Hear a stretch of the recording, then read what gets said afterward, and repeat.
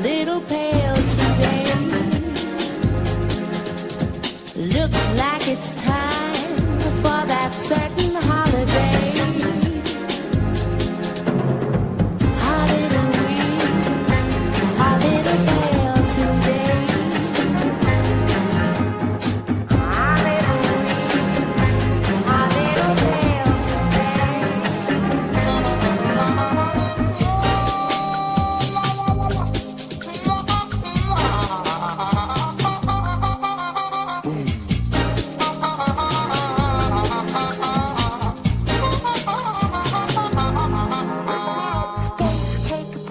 on the Titicaca. Got some more in Ecuador. Stole a car in the streets of Panama. Went too far in Bogota. A little weak, a little pale today. Looks like it's time for that certain holiday.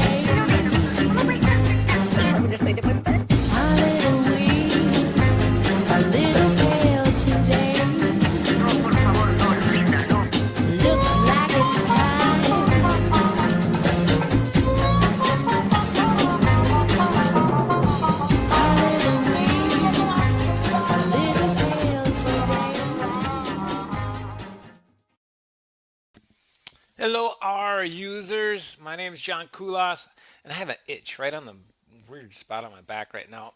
Kind of in an unfortunate timing there, but I am a 20-year professor of industrial and organizational psychology, a 11-year roughly user of R for normal, statistical, analytical, boring applications. And for the last 8 or 9 years, I've also been using R not just to do analyses, but to execute entire projects. So to write papers and to make slides and to create websites with quantitative or analytical components to them. So every week I hang out here for an hour, and occasionally I'm joined by some of my compatriots and compadres on these single platform projects. And we'll see some of them tonight, actually, because it's tonight's topic. But we just want to make ourselves available if there's other people who are interested in executing workflows like this. And it's something that it's something that's kind of taken over in terms of my professional interests. As an industrial psychologist, we're interested in work and how people interact with work. And the more and more I worked with quantitative things, the more I realized the power of reproducible research, not just in the quantitative aspect, but in the entire project. And right now we're at a point in time where there's so many tools available to people who have just kind of interest and a little bit of persistence and determination. Doesn't take a lot, but just a little bit will get you a long way in terms of structuring your work such that everything is self-contained within one platform. So we're here every week kind of spreading the joy of this single platform execution, as I call it. Reproducible research is another term that's used here. And there's many resources available online. YouTube is great for kind of canned tutorials on how to do things, but we wanted to make ourselves available on a Q&A basis. If there's anyone out there who isn't sure where to get started, or maybe you want a non-AI based opinion in terms of what to do, where to go, what kind of things to try, we're here for that. So our intent always on this weekly session is going to be to help with problem solving on these sorts of projects. That's the reason I'm doing this, is that's what I'm interested in doing. But in the absence of any sort of back and forth, hey, how do we do this? We've been having a lot of fun just taking a look at focal issues. So just one specialized issue at a time that's related to or relevant to this overall goal and orientation of executing your entire project within the same platform. Don't cut and paste into Word. Don't cut and paste into PowerPoint. Do it all in R. It's easy. It's there. It's available, and the tools keep keep advancing. Since I've been doing this, like I said, 8 or 9 years, the tools that are available and accessible to all of us, there's nothing, I don't think there's anything I can't do using R that I could do in PowerPoint or Word. So there's no looking back for me. So tonight, what we're going to do is tonight we're going to look at one of these features. And if you've been watching the last few weeks, you've noticed that we've been kind of following the alphabet sequence. So we're up to G and we're going to go through Z. That's my goal anyway. I already have in mind, I have an idea for Z because there's a couple letters that are a little tricky, right? If we're trying to come up with a theme each week that's consistent with a letter starting with a letter of the alphabet, there's somewhere you get up there in the Himalayas of the alphabet, and it gets a little tricky. But I got an idea for X and I got an idea for Z, so I think we're okay. Hopefully, I don't get hit by a bus before that happens. That's 20 some weeks out yet. But tonight we're on G, and tonight what I thought we would cover is something that we've alluded to before, and I've talked about with some regularity here on these weekly sessions. But we're going to talk about GitHub, and GitHub specifically, we'll talk about how it facilitates this general idea of single platform project execution. As always, the link to the slides are in the comments, in the chat, and there's hyperlinks hidden throughout. You know, if we hadn't have decided to go through this sequence of the alphabet, and maybe I'll still try to, I guess, A, B, C, D, E, F, G, H, hyperlinks works. So what we might do soon, and what I should have done a while ago, is talk about some different options in terms of highlighting hyperlinks, because I make these slides available, but I haven't provided great visual cues for the hyperlinks that are in them. Now, there's kind of two competing forces going on here. Part of me is overjoyed with the thought of people using these, one, but also a little bit struggling or doing a little bit of a treasure hunt to find out where the hyperlinks are. I kind of like that. But it's not the kindest user experience. I admit that. So one of these weeks, what we'll do is we'll play with this theme, what you're looking at here in terms of these slides. This is a theme that we came up with probably 6-7 months ago. We spent a session on this, just developing your own theme. There's pink in the outside that's washed out in the middle. You can see the funky font that's in this kind of lavender type color. There's shadowings to it. All of that stuff was a style choice that we made in terms of our theme. So one of the things that we didn't do I can blame me for that. One of the things I didn't do a great job of is assuring the user that a hyperlink is there. Right now, all we really have, there's a couple of things we have depending on the way in which the font is being displayed. But this GitHub and the kitty cat, it's actually a octocat. We'll get to that. Actually, go ahead and click that link. It tells you all about the octocat. So it tells you about 150 different versions of GitHub's octocat. And that's the symbol that you're looking at here. But the primary visual cue that we're getting here is just the standard finger point. So the gloved finger point upon hover, that's telling you that a hyperlink exists. So anyway, we'll get to GitHub soon enough. Before we get to GitHub, let's do our transition into what the heck happened last week. While in the mystery of the disappearing TV antennas, it looks as if Bullwinkle Moose is the first victim. Assigned to stand guard over a decoy antenna, Bullwinkle ran face to face with what seemed to be a 6-foot metal mouse. The meeting lasted only a few seconds, and then Bullwinkle slept soundly until morning. Of course, when he woke up, he found it impossible to tell anybody about it. Mainly because I don't believe it myself. Well, I've got no other course than to take you in for questioning, Bullwinkle. Oh, I don't mind questions, Sheriff Wright. It's answering I can't do. Gee, it looks as if Frostbite Falls has lost its TV permanently. True enough, the town's television sets had been off for some days now. Most people still sat in front of them in the evening, but a few families had begun to adjust to the situation. Some used their sets as aquariums, some raised flowers in them. I actually remember those roof traveling metal munching mice. I remember that episode. Upsidasium, we saw previously the last year or so. We've been doing upsidasium transitions. I kind of foggily remember that, but the metal munching mice, that one must have freaked me out because I do remember that. Not to spoil where this is going, but there are giant metal munching mice.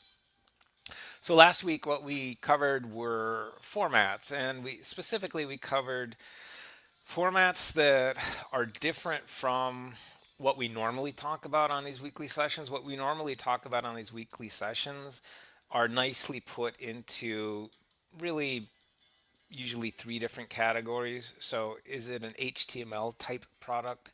Is it a PDF type product? Or kind of spanning the difference there, is it a typist type product?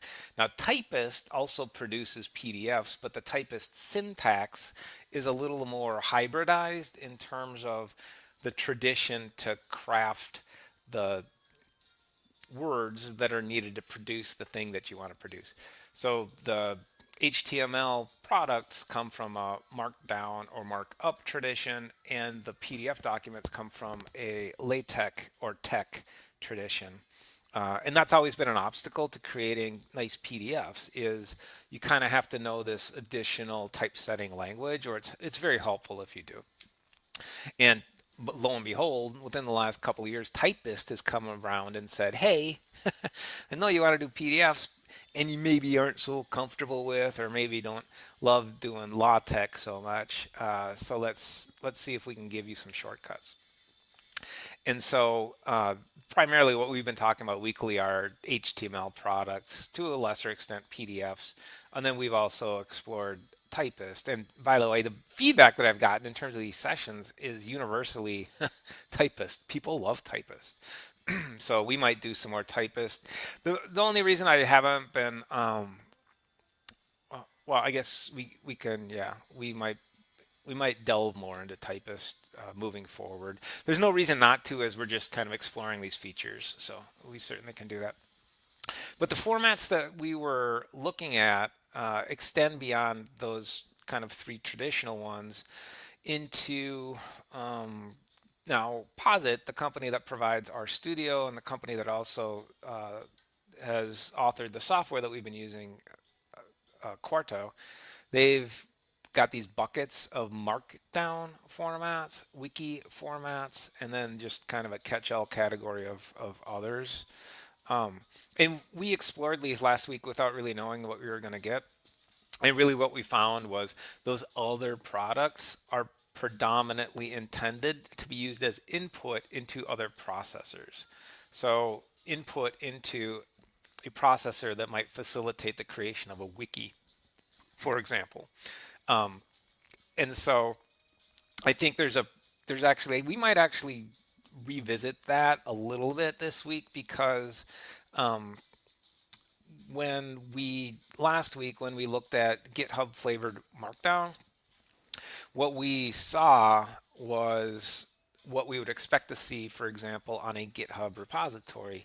Now, that was a little surprising to us because what we expected to get after we tested out these other formats was we thought we were going to get Markdown, and you can actually get that. We just needed a little YAML specification in order to get that, so we might revisit that tonight. Again, it's one of those, as I'm putting together the recap, it's one of those, we probably should have read the directions before we tried this, but that's no fun, so we don't need to do that. The Markdown section here, these are all different. They're called dialects. So Markdown is a shortcut language that can be translated into predominantly HTML. There's different dialects of Markdown, just like there's different kind of dialects of English and different accents and kind of manners of speaking in different regions of the world. So R Markdown historically has been the flavor of Markdown that we've used with R. There's a GitHub flavored Markdown as well. And these all share quite a few features, but they might differ slightly. And so what we see with those Markdown options is you can write in R Markdown and generate in your or render like you normally would a Quarto document. But what you get out of that is something that is written in the Markdown dialect to be used for a different processor. So kind of neat. Not what we expected, but definitely neat. Same thing happens with wikis. So there's different types of markup and markdown for wikis. Now wikis are a lot more complex than I knew about. So just kind of putting this recap together, did a little look into what a wiki really is, and there's some meta organization there in terms of multiple documents pulled together within the wiki, and so that's the complexity there. But we have the capability to write the input for a wiki as well, and there's quite a few different stylings of those. Again, if we look at the page, there's different, I don't know if dialects is the proper way to put this, but there's different structures that are going to be expected based on who's actually going to be processing and hosting the wiki itself. And then the other formats is just kind of similar type of orientation in terms of probably likely to be fed into something else, with a couple of exceptions. So one exception, I believe, is the RTF format. So the RTF format is something that you can generate and save documents as. You could always do this within Microsoft Word. At some point I had a professor, I think it was in grad school, who wanted us to submit assignments in RTF format instead of doc format. I was at the point in my academic career where I didn't question it. I just fine, if that's what they want. I wish at this point I would have actually followed up and asked why, because it is curious. But so that is on there as well. But for the most part, mostly these other formats that we took a look at weren't intended to be the final products, but they were intended to be used as input into a different processor in order to get the eventual output that you want. So it's kind of neat because if you acknowledge that there are different dialects, all of this stuff says that you don't need to know those different dialects. If you know the language of Quarto, then you can produce these other dialects. So I guess one way to think about these is as a universal translator. So Quarto could maybe be your go-to one-stop shop, regardless of what niche kind of thing you're trying to produce. And that's pretty neat. Okay, so that's last week. And again, I guess one of the big takeaways was going into it, I was not sure if just looking at the names of those other formats, one of the things that popped into my mind was, well, these are going to be differently structured documents. And so I was thinking template. So templates are different, and one of these weeks we'll cover templates. We've talked about them before, but we haven't spent an entire week on templates. So a template gives you a specific style. So journals oftentimes have templates. If you just look at different articles from different journals, you'll see copy editing differences. Sometimes there's images, sometimes there's 2 columns, sometimes there's 3. So those are the types of formatting kind of choices and decisions that a template might control. And so we weren't sure if those other formats would be templates or not, and they're not. So templates are something different.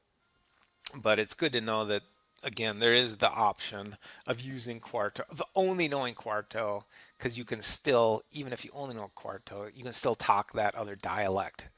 So that's really cool. It's not something that's very heavily publicized. So I use this stuff all the time. In those types of formats were not things that I had often come across. Now, putting these slides together, I usually have these done, I don't know, quite a while before this Tuesday session. Today, at the last minute, I decided to put this slide in. I thought it was kind of important to, again, stress the overall orientation of what we're doing. So I'm calling this single platform project execution, and it's just one element of this reproducible research standard. And it's the element that I'm most interested in. So it's the element that is I believe, most directly responsible for minimizing error in what you do. So if you are a data scientist, if you are someone who does a lot of data analyses for visualization, for summary, for reporting, whatever reason you're actually doing them, the biggest threat to the validity of what you're doing, regardless of whether you're a psychologist, an economist, a political scientist, a physicist, an astronomer, whatever, the biggest threat to the validity of the conclusions that you make is errors in your data. And errors in the data, as a psychologist, errors in your data come from the data that we have is fraught with error to begin with. Now, you can exacerbate that by having not well not well buttoned up processes in terms of dealing with the data. And the biggest mistake you can make in terms of processing data and not having things buttoned up is not keeping a record of what you've done. You're going to make mistakes in terms of processing the data. It's not a matter of, in my opinion, it's not a matter of trying to not make a mistake. It's a matter of creating a work process such that you can correct the mistake once you make it. And so that's why we document things. That's why crafting everything within the same platform is so powerful, because it just obviates, it completely obliterates one of those sources of error in data management, and that's just copying and pasting. That's just user error of going back and forth from your analytical processor to your Word document, or your analytical processor to Google Doc, or your analytical processor to PowerPoint. Stop it. Don't do it. We're not going to do it. You don't need to do that anymore. That's that's something that probably never should have been done, but it certainly doesn't need to be done now, because we have tools and software that make it so easy just to do everything within one platform. And so in terms of executing this, in terms of being able to not only create, craft, control your entire project from within your data processor, but in order to also be able to collaborate effectively, there's a platform that makes it very easy to do, and that's called GitHub. And so GitHub, I have a link here on the title or on the header. I'm confusing the Markdown term with the rendered term. Wow, that means I've been using this for too long. But the actual header, is that the proper term? The heading, I'm sorry. The heading of that slide is actually, first of all, telling me I have a suspicious connection. But if you click it, there's a hyperlink that will tell you a little bit about what GitHub is, and then some recommendations in terms of how to use it. We're going to go over this tonight as well. But I thought that was a fairly friendly and pretty easy to read kind of introduction to what GitHub actually is. So what we're going to do tonight is I have a couple of resources here. So in terms of using GitHub, I use GitHub for almost everything that I do. On the left here, this is a slide presentation that I put together with some student collaborators. One of them's Casey. Some of you may remember Casey. Casey sometimes comes onto this weekly session. If you click the hyperlink here, the Jerningen slides, it'll take you to, well, let's just do that. Because the Jerningen slides themselves are pretty neat. This is the slide format that I used to use before using Quarto. On the bottom there, you see a little footer, and that footer says if you want to see kind of some capabilities of this, press your H button. H button tells you all kinds of neat capabilities that we have. Some of these are shared with the Quarto slides, so if you hit the F button, that'll give you full screen.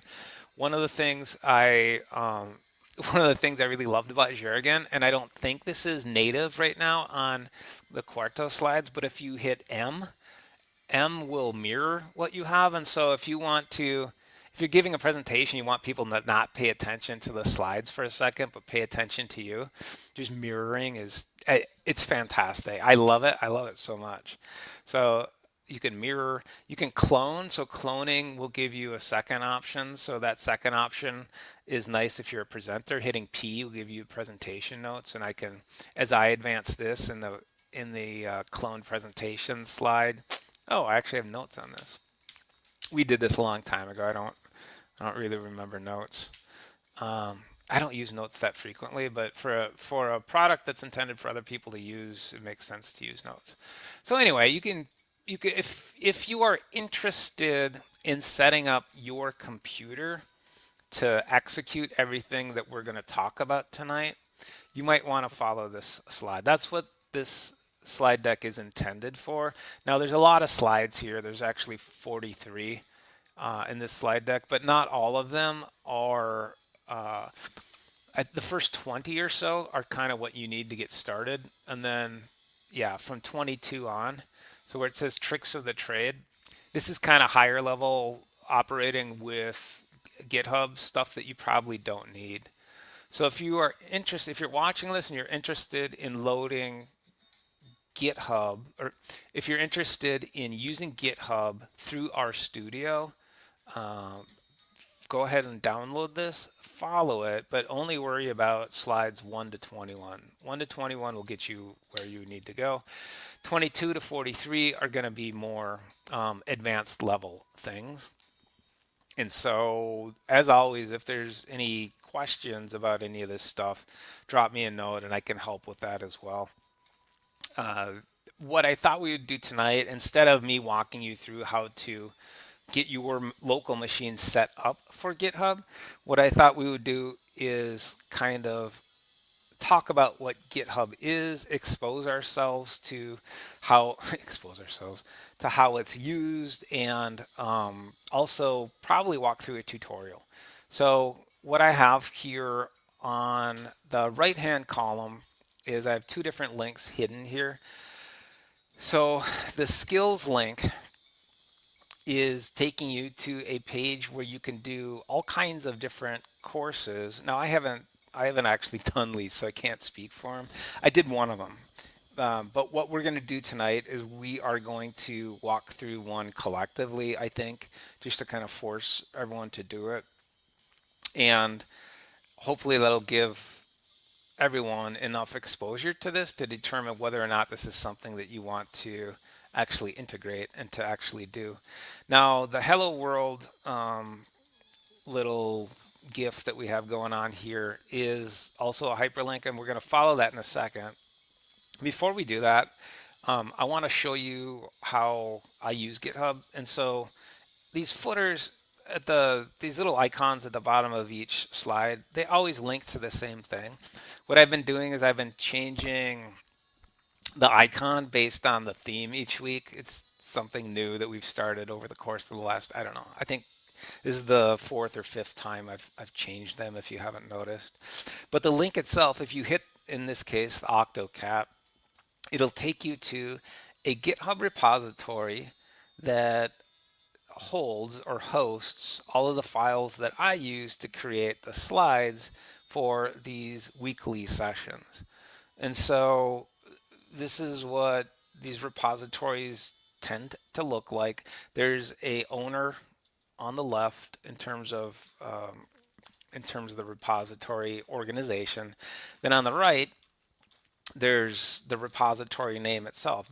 What we're looking at right here is a folder called live streams, and this is hosted online by GitHub. Now, the neat thing about GitHub is you can use this as kind of a cloud space, as a shared space for other people that you want to collaborate on your project to collaborate with. And so this is a public repository, which means anybody can access it. Those of you that access the slides, if you go ahead and hit the OctoCat, just access that. It'll take you to my repository, and you can see the information here. Primarily for this weekly session, what you see are a bunch of QMD and HTML files with the same file specification, with the same file name. So the only difference here is the extension QMD or HTML. So QMD is the file that I write my Markdown in to create the content for the slides, and then when I render it through RStudio, what we actually get is an HTML file. and the HTML file are the ones that you see every week. Now there's a couple of other types of files in here. Here's our good old friend, the Mooster piece. So we created a Mooster piece a few weeks ago. You'll notice that one of the things about GitHub is it takes a while to kind of gain some level of comfort with navigating. Now, everyone watching this, I'm assuming, is interested in R. By the way, on LinkedIn, I always put links to these on LinkedIn. I have no idea if anyone ever follows those, but I told LinkedIn people that this week's session, you don't need to have any interest in R whatsoever. So I don't want to lie about that. So really, using GitHub, you don't need to use R or any other statistical language. You can use it to share and collaborate on just a normal paper. That's fine as well. You could do that. You can have Word documents in here in these repositories. The other things I have on here is I have my style sheets. So the style sheets help with things like what types of fonts do I want to use on the slide deck, and that's what you're seeing here on lines 3 through 19. These are the commands that I use to get specialized fonts into the slides that you're actually looking at. Each week we use different fonts. I don't know if anyone's noticed that or not, but I like playing with that. So this is what a repository looks like. If you go to my repository, it'll tell you that I have 46 different projects right here on GitHub. Now that's not true, because one of the things about GitHub is you can have private repositories as well as public repositories. And so if I look at my view of GitHub, so this is as me as an owner, I can see that there's an additional 46, 54. There's an additional 8.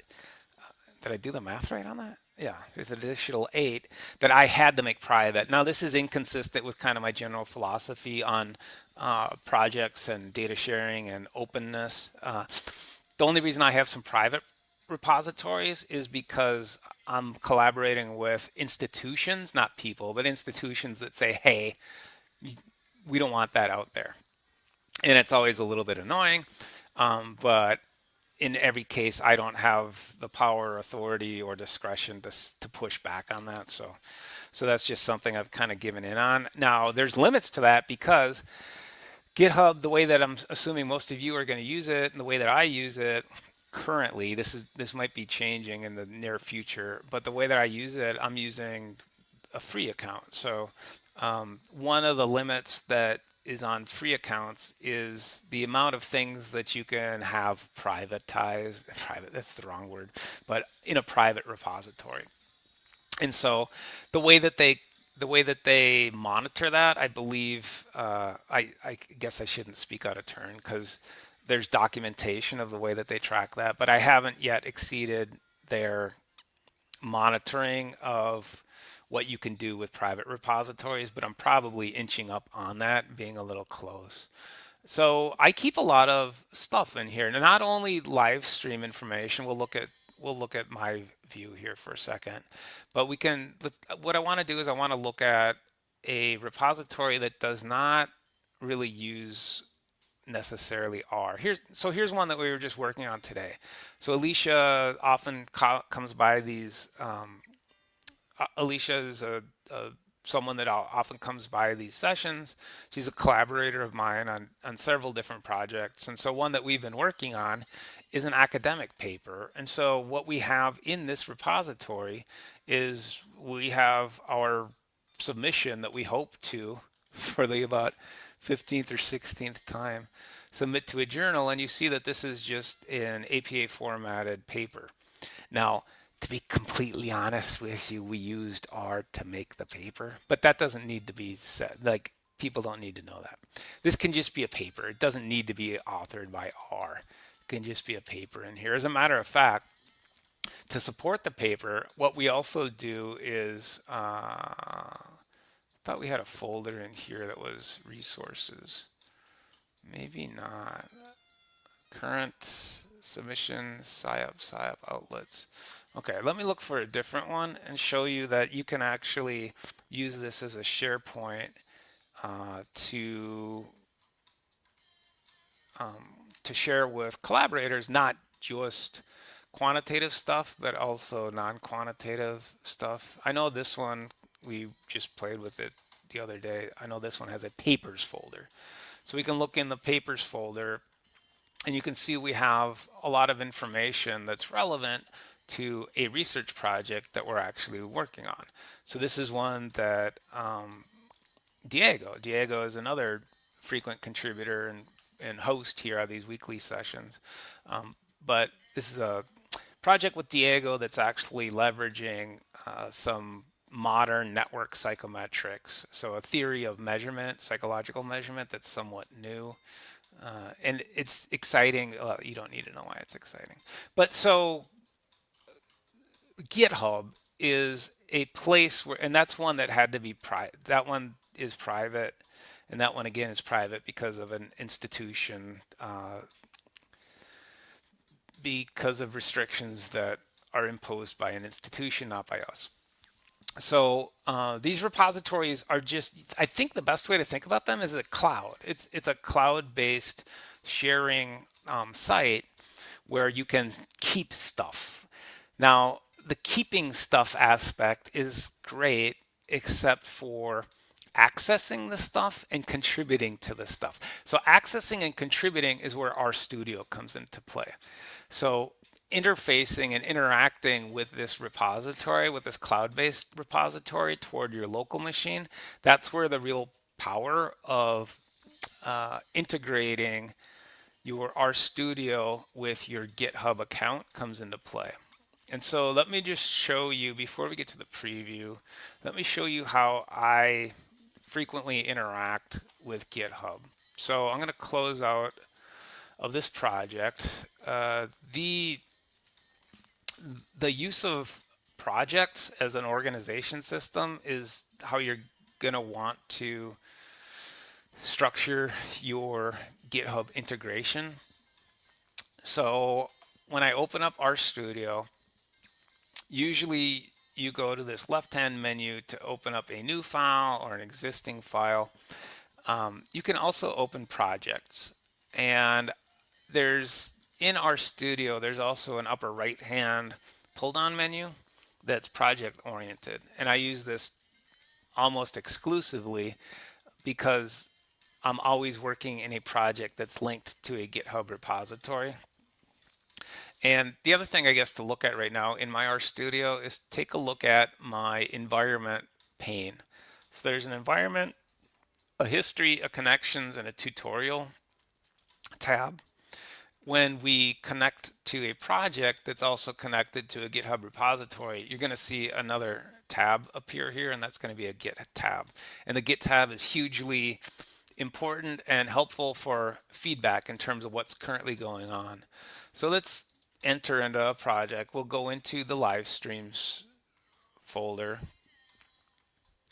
Now this is the same as what we saw on the GitHub repository, except it's cloned or it's replicated, reproduced on my local machine.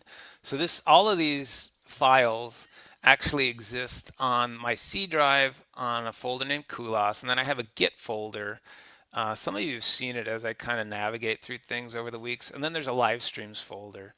Now, I keep so much stuff on GitHub that I need to kind of sort things this way. So it says there's 54 different repositories. I don't know if I have 54 different folders here or not, but these are the folders that I have locally that are also shared online. And so another thing that GitHub does is it forces you to structure your folder and file system in a manner that is probably, I think, a good way to organize it. It's helpful for me to have these all rooted within one go-to source. So I have this Git folder that kind of funnels everything. It's a very large folder. So within that are all my projects that are shared on GitHub. So if I actually open up the project, the live streams project, I can navigate around different folders just like I would in any other project.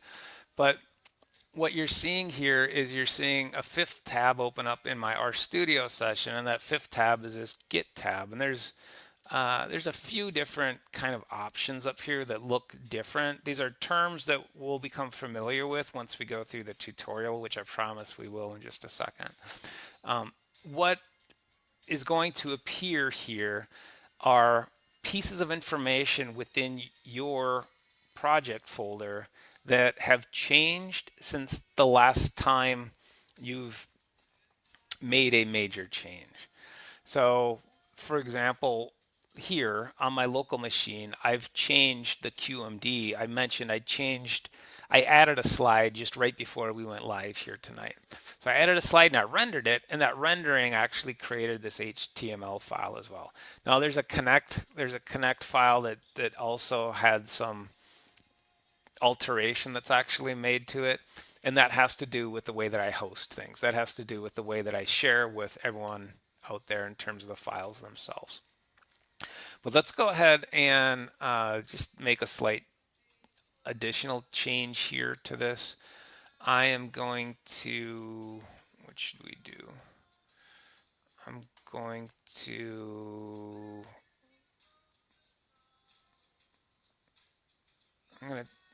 flip the welcome map. So I have a rotate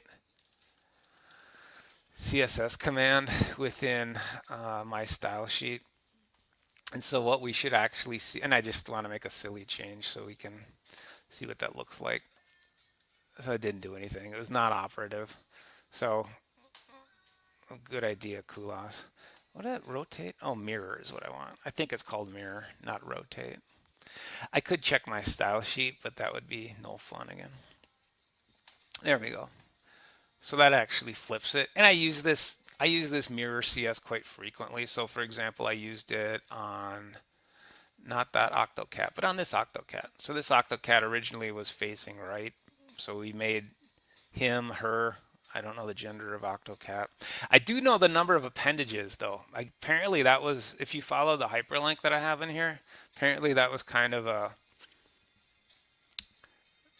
it was something that wasn't decided even by the designers of Octocat, but recently they've made a decision. Yes, in fact, Octocat has 5 appendages because octo means 5, right? That makes a lot of sense. I love programmer humor. They're all just kind of inside jokes, and there's 2 people that laugh at it. That's my kind of joke. I love that kind of joke. But now I have this information, and the same information I had before, but I have information locally that's been changed. And so this is, again, we haven't done a lot of terminal work on these weekly sessions, but the terminal is helpful for Git commands. And when I make a change, typically what I want to do is I want to isolate all of those changes. And this command git add -a or git add period, you could use that as well. -a is a little more all-encompassing, so I prefer that. But git add -a, capital A, is going to check or identify or group all of the information that is currently in my Git tab here.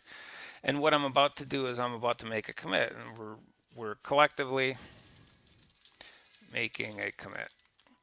And a commit is just acknowledging that I've made these changes. So I have these changes locally, and I'm aware of them, and I have kind of essentially saved those changes. Now those changes are not yet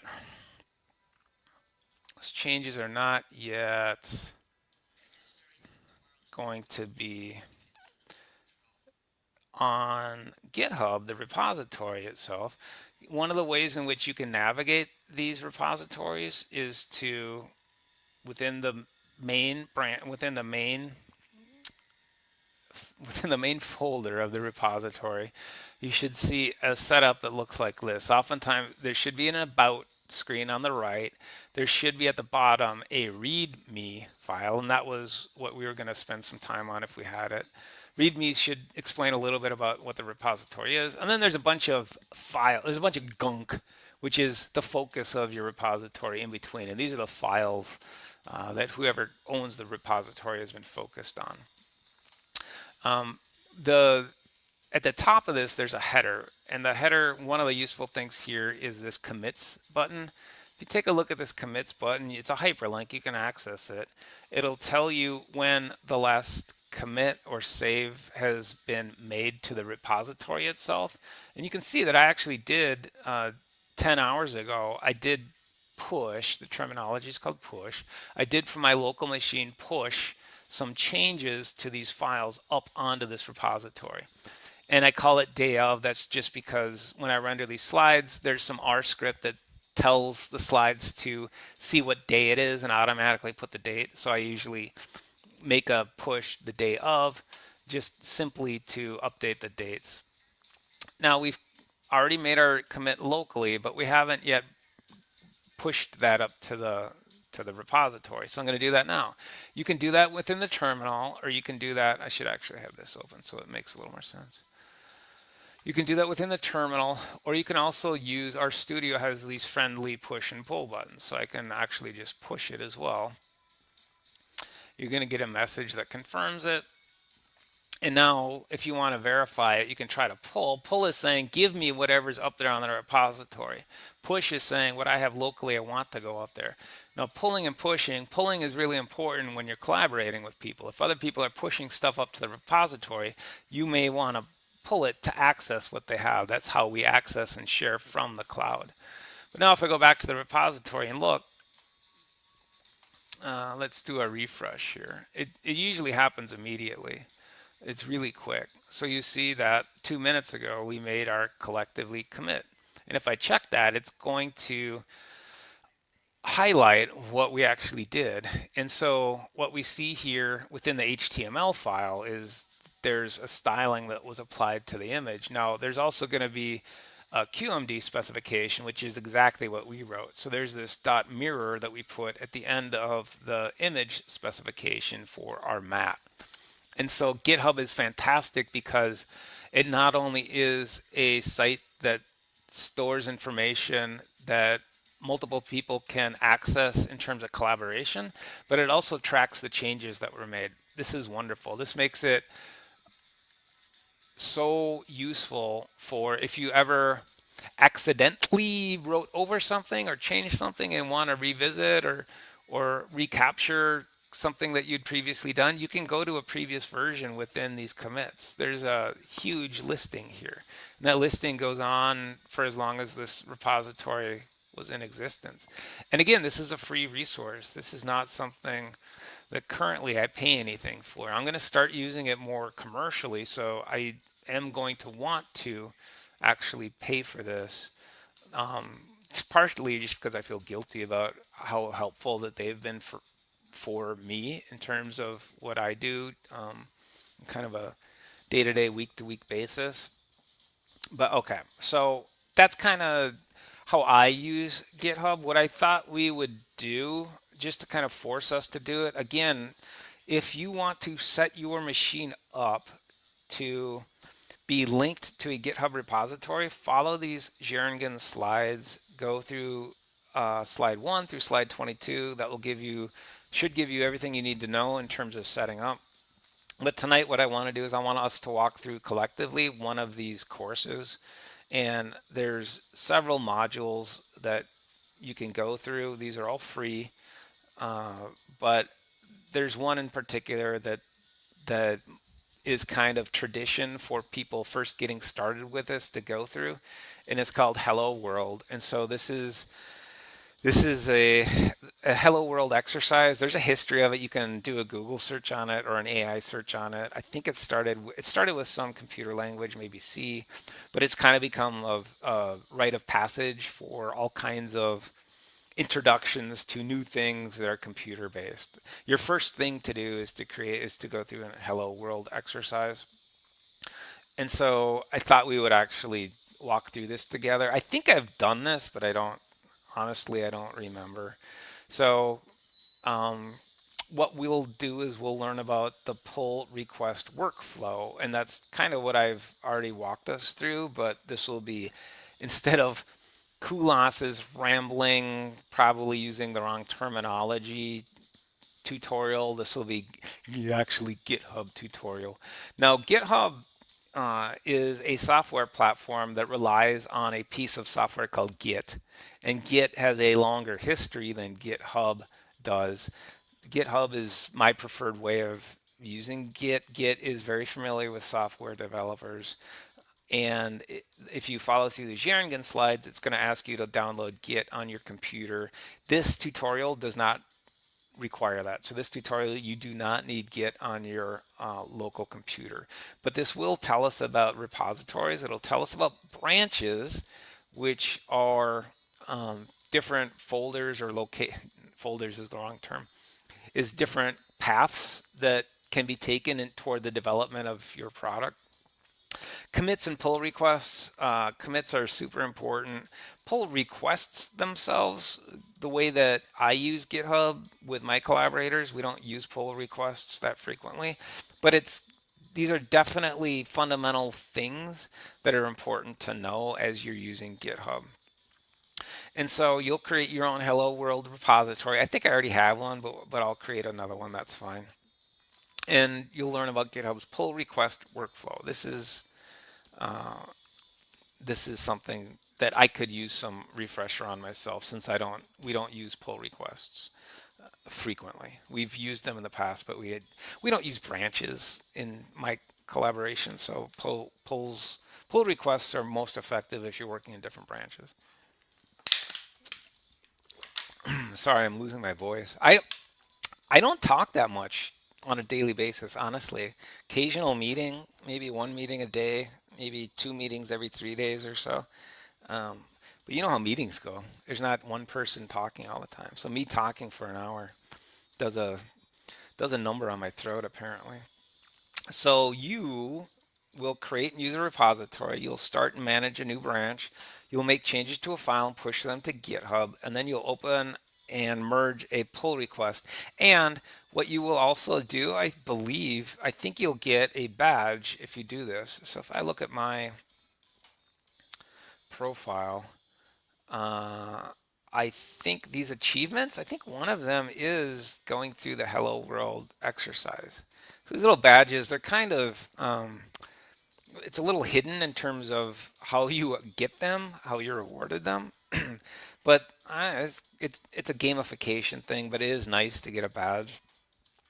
If you're watching this and you do follow this and make your own repository and want to connect to me, go ahead, do so. I'll try to follow you back, and then we can see what each other are doing. That's kind of one of the ideas behind GitHub, is you can follow people.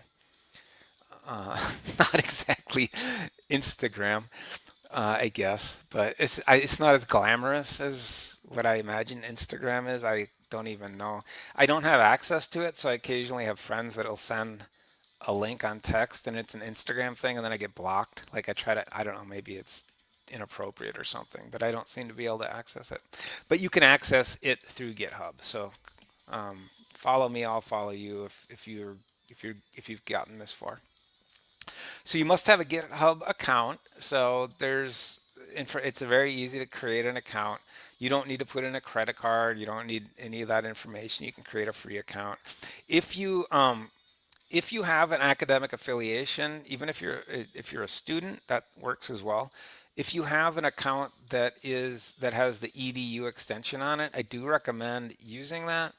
And one of the reasons for that is because a couple of weeks ago, we did have a session on GitHub Copilot. And so GitHub Copilot, if you have an academic affiliation, you do get a free version, free access, educational access to GitHub Copilot. And the more I use it, the more impressed I've been. You can see today, yesterday, last 7 days, I've had questions that I've given to GitHub Copilot, and it's helpful. One of the reasons it's so helpful is You can attach multiple files. I can attach QMDs. I can attach R scripts here. I can just give it a line number and say, hey, this is where I'm focused. You can play with different AI engines if you want. I've just been sticking with the GPT 4.1, and that's been fine. It's been fine for me. But so if you do have a academic email, I would recommend using that as you create your GitHub account. You can always add a second email later. So if you think you're only going to have temporary access to that edu domain, that's okay. Go ahead and still use the edu address. There are some definite benefits to that. You don't need, in order to use this tutorial, you don't need to know, again, if you're just interested in sharing Word documents, PowerPoints, that's fine. You can do that on GitHub. You don't need to use R. You don't need to use the command line. Now, when I said terminal earlier, this is what they're talking about with command line. When you're typing like, hey, how you doing? Let's see what it says about that. Yeah, it doesn't like that. Not surprising. Okay, so again, this is just kind of going to familiarize us with GitHub, what it is and how you navigate a little bit. And then the connecting your GitHub account to your RStudio is something that you're going to want to walk through with my Jeringen slides. So let's create a repository. So the first thing we'll do is create a repository. You can think of a repository as a folder that contains related items such as files, images, videos, or even other folders. A repository usually groups together items that belong to the same project or thing you're working on. Project is the appropriate term as we're working within RStudio, because we're going to want to organize our information into what RStudio refers to as projects. So often repositories include a README file, a file with information about your project. README files are written in Markdown. This is GitHub flavored Markdown. So when I mentioned that we might actually revisit this from last week, this GitHub flavored Markdown, I was kind of forecasting what's going on here in terms of the README file, because we could use Quarto to make a README file, but obviously we don't have enough time tonight for that. Maybe if we do a second week of GitHub, or if people are interested, we can go ahead and do that. But often repositories include a README file, and that is just a file with information about your project. README files are written in Markdown, which is an easy to read, easy to write language for formatting plain text. We use Markdown in Quarto. We'll learn more about Markdown in the next tutorial, setting up your profile. So again, there's multiple skills modules that you can follow here. And this first one is just one that I think collectively we can walk through. So GitHub lets you add a README file at the same time you create your new repository. It also offers other common options such as a license file, but you don't need to select any of them now.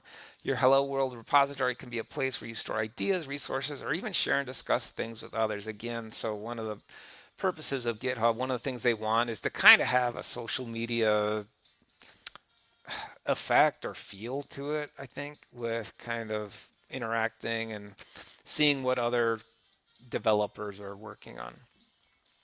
In the upper right hand corner of any page, select plus, then click new repository. So again, you do need to have a GitHub account. I already do have a GitHub account.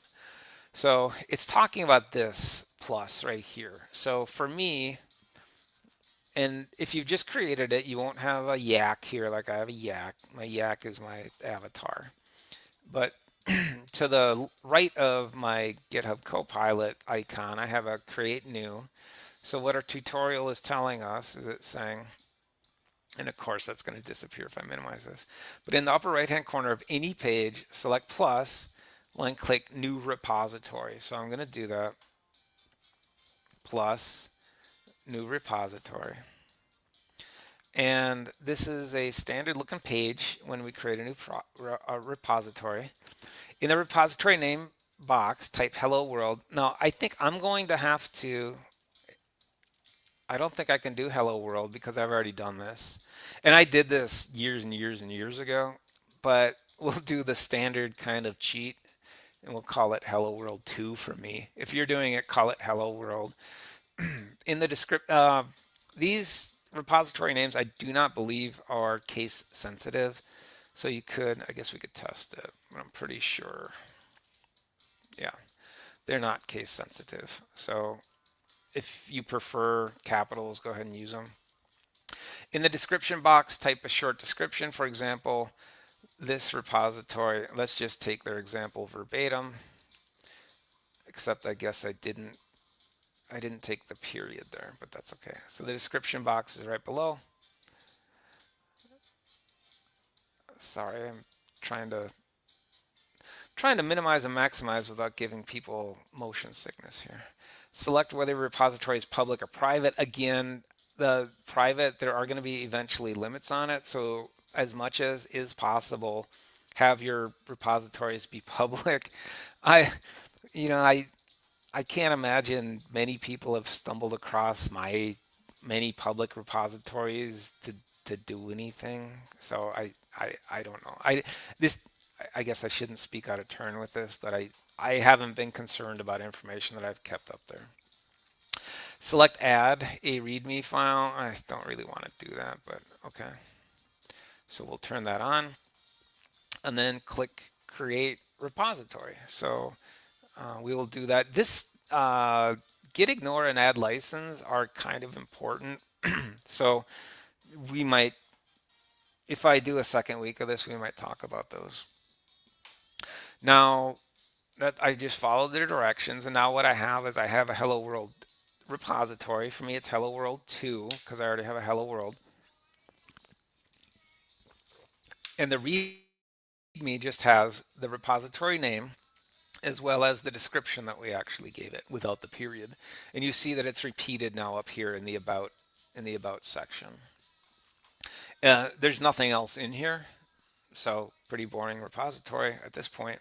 But we can create a branch. So branches let you have different versions of the repository at the same time. And so this is where developers will work on a feature. So a developer might work on a feature on a non-main branch, and then there is, if the feature has been developed well enough, there might be a call to, hey, I think I'm done. Do you want to pull that back into the main production line? And that's kind of the intent here. I have not found branches. I've found branches to be more cumbersome than helpful for collaborating on research projects. So the main goal of my research projects is a paper, is an academic paper that we can submit to a academic journal.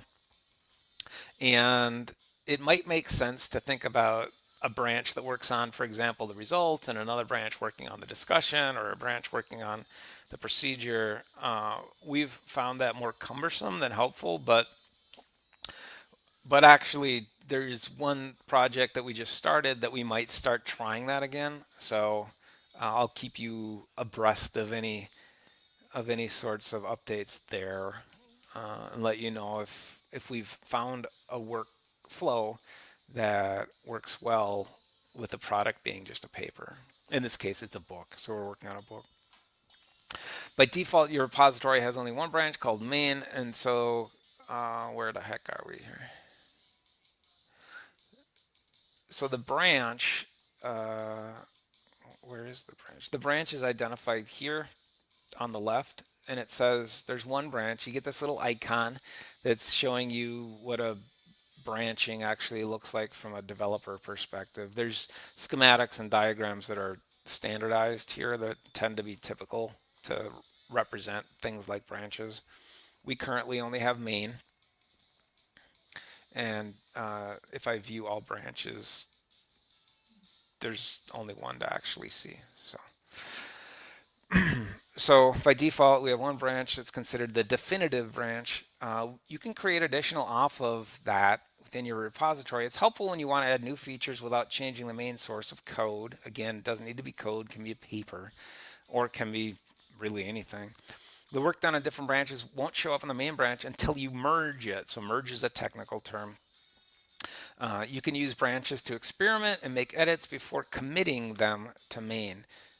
And when you create a branch off the main, you're making a copy or a snapshot of the main as it was at that point in time. Someone else made changes to the branch while you were working on your branch. You could pull those in to those updates. And so you start to see some of the terminology here: merging, pulling. The diagram, the schematic that we're seeing here, this takes some exposure to and experience with in terms of interpreting and comprehending this. But the main branch is represented by this top horizontal line here, and it's almost always represented with an arrow, a single headed arrow going from left to right. So that's representing progress on the project. And so as the project goes, you might want to create a different branch. The branch here is called feature. And so feature, at the point at which it is branched, it's a complete duplicate of main, and then stuff happens. And the stuff is changes, and you're working on the files from here. And then at some point you're done, and you say, okay, I want this to be integrated, incorporated back into the main development branch. And so that's kind of the purpose of branches. So the journey that feature takes through the stages for commit changes, submit pull requests, and discuss proposed changes before it's merged are the three main phases that are trying to be represented here by these three dots, by the formal pull request. So these three dots, commit changes, these are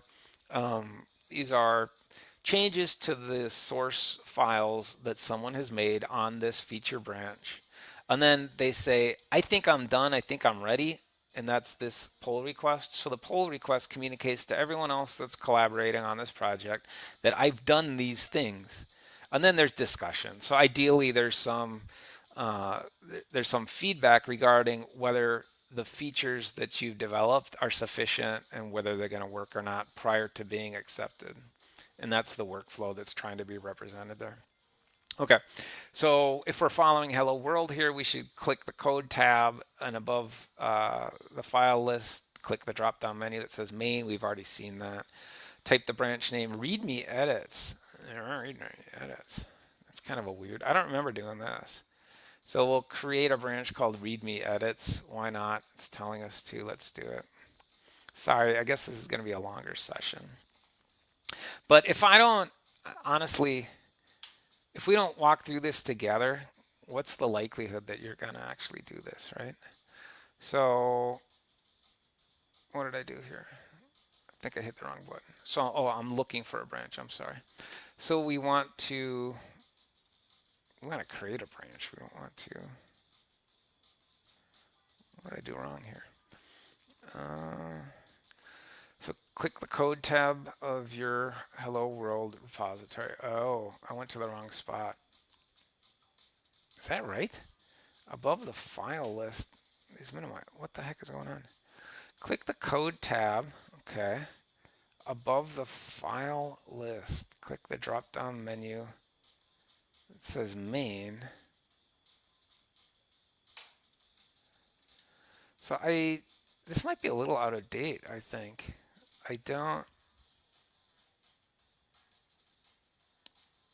I would think we should be able to make so there's an alternative way of creating a new branch, and that's through RStudio, and that's how I normally do this actually.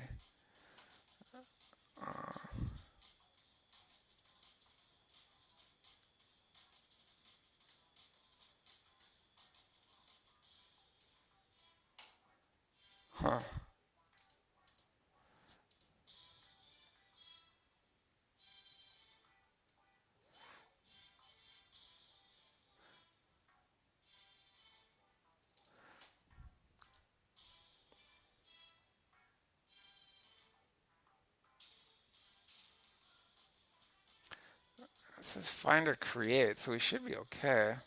Oh, I'm sorry. It's getting late, so let me turn on a light here. So what I didn't see was when the kind of default information here within the search window says find or create. I thought it just said find. But when I type this in, we get a new option here, and it says create branch, and yes, that's what we want to do. So the code was throwing me off, so I don't know why it says code, but you don't need to go to the code. But if we view all branches now, you can see that there's actually two. So there's a main branch and there's a README edits, and the active one, I don't know why it says that's the active one, but it says the active one is the new one. Okay, so So we did that, type branch name. We created the branch. I guess if we just would have read ahead, we would have seen it. Now we have two branches. They look exactly the same. Next, let's add changes to the new branch. And we're doing this all online. This isn't typically how we would do this if we were working on a project through our studio, but it does walk us through some of these terms that are used. And the terms are the same, and the process is the same. So when you create a new branch, GitHub brought you to the code page for your new branch, which is a copy of the main. You can make and save changes to the files in your repository. On GitHub, save changes are called commits. Each commit has an associated commit message, which is a description explaining why a particular change is made. You create that message. It's not created for you, so you have to provide the message.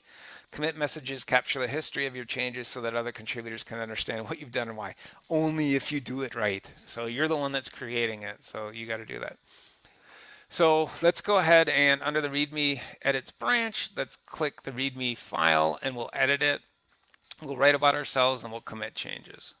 So let's make sure we're in the, I'm going to maximize this so I can see what's going on. I'm going to make sure I'm in the README edits branch. And now I'm going to edit my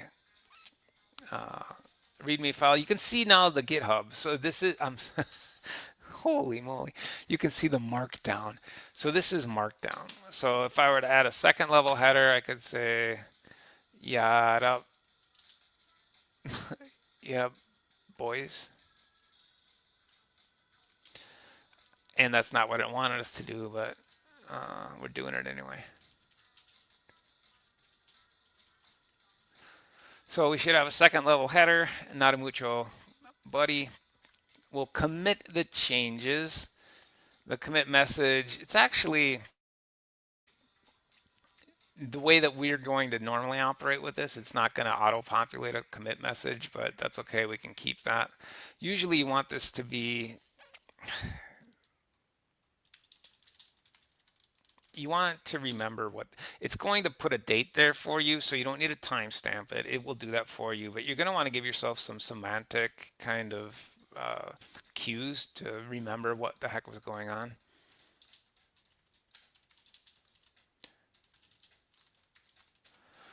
So we're walking through the tutorial. I'm going to commit that. And now you can see that on the README edits branch, the README file is a little bigger. It's a little different. You can see that the second level header is printed smaller than the first level header. Where are we here? Okay. So we made those changes. Then let's open a pull request. So now that you've made changes on the branch, you can open a pull request. These are the heart of collaboration. Again, ideally, this is how you're going to collaborate on things. We haven't been doing this, me and my collaborators, as we're working on papers. Perhaps we should. When you open a pull request, you're proposing your changes and requesting that someone review and pull your contribution to pull them on the main branch. They show diffs or differences of the content from both. The changes, additions, and subtractions are shown in different colors. We saw that with we saw that when we looked at my repository earlier. As soon as you make a commit, you can open a pull request and start a discussion even before the code is finished. In this step, you'll open a pull request in your own repository, then merge it yourself. It's a great way to practice the flow before working on other projects. So within the Hello World repository, we'll do a pull request, a new one.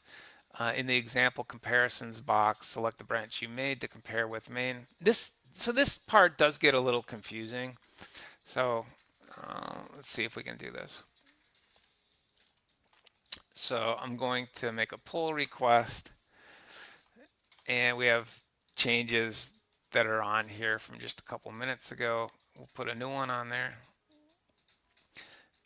And it's saying, it's kind of auto-populating. It's saying we have, I'm going to hit that hyperlink and see what it says.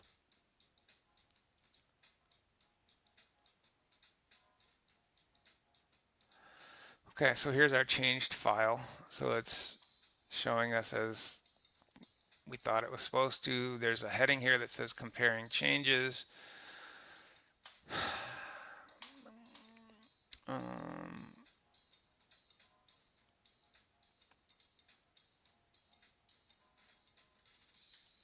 think we did that. I'm not sure. Let's make sure that we did that.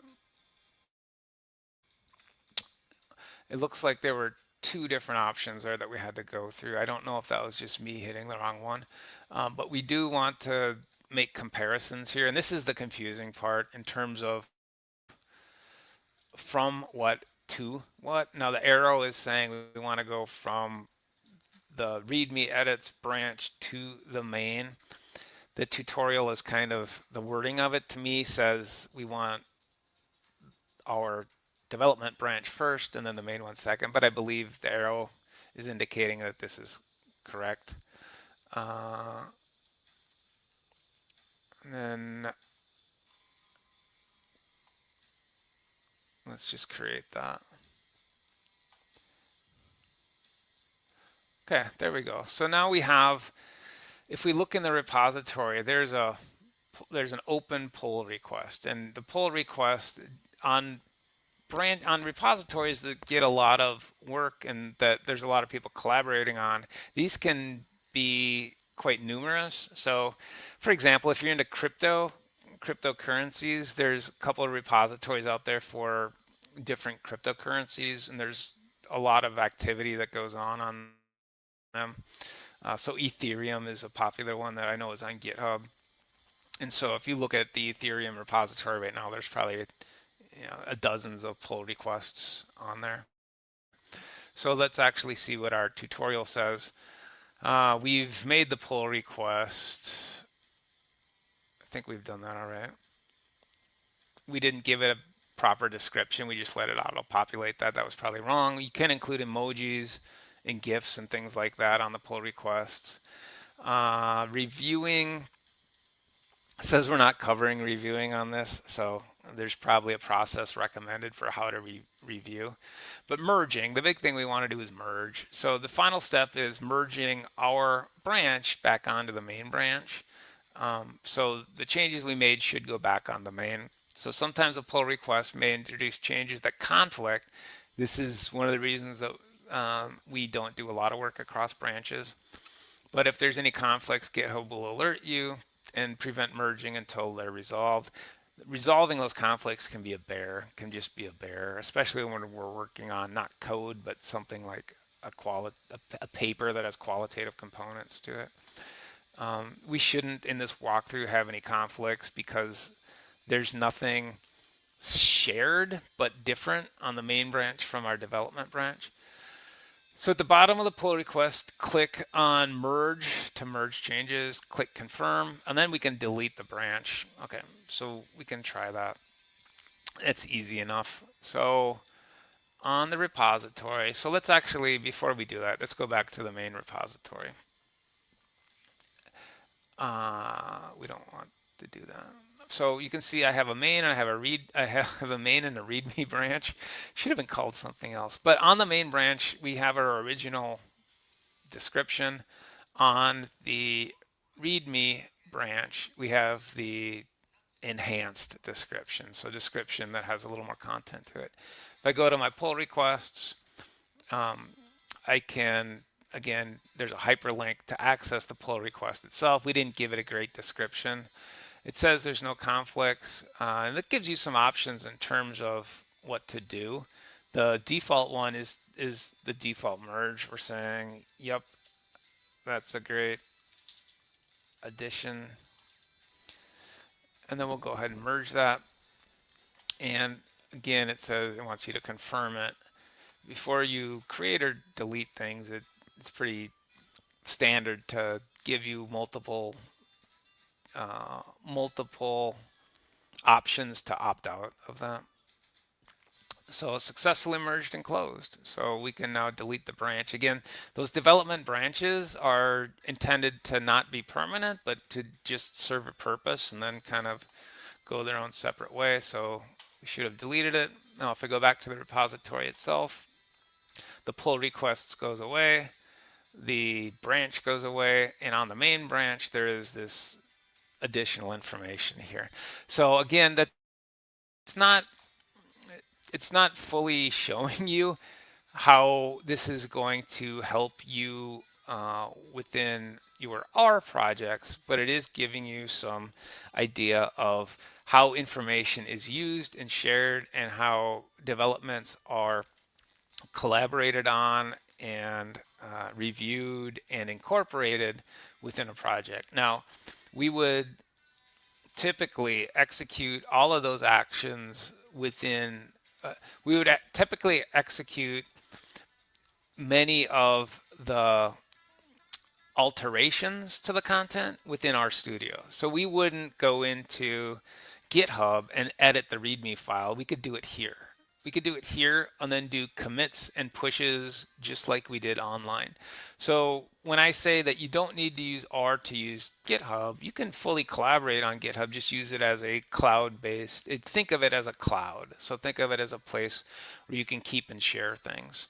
But certainly if you connect to our studio, working on and collaborating on research projects is something that I can't imagine not doing it. So you're not gonna save a lot of local computer space because you're going to still need to take from the online repository and work on your local machine and then go ahead and share back up to the repository. So your local computer is still going to need memory to host all of the files, but you also have an online source where other people can access it and work on it and maybe work on different versions of it as well. Okay, so drop me a note if you'd like me to walk through how to connect your local machine to GitHub, because again, the Jernigan slides walk you through that, but if that's not sufficient for people, I can also do that. So we can do that on one of these sessions, and I'm actually willing to do that. Tonight, I guess what we saw were just some basic features of GitHub and how those terms relate to actions that you can take when you're collaborating on projects using GitHub as a hosting source. Okay, so sorry we went a little late tonight. Next week, if I don't hear from someone that says, hey, Kulas, show us how to set up our machines for GitHub, next week we'll move on to A, B, C, D, E, F, G, H. So the letter H. Look for something with the letter H, unless you reach out to me and say, let's do more GitHub. All right, good night.